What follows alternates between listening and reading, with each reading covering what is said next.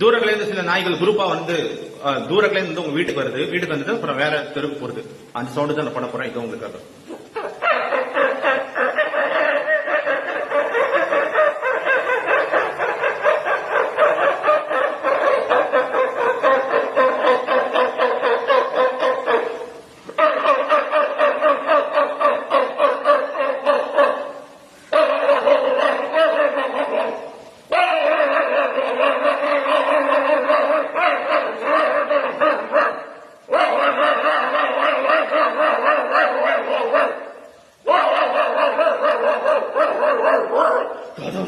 நாயில வந்துருச்சு.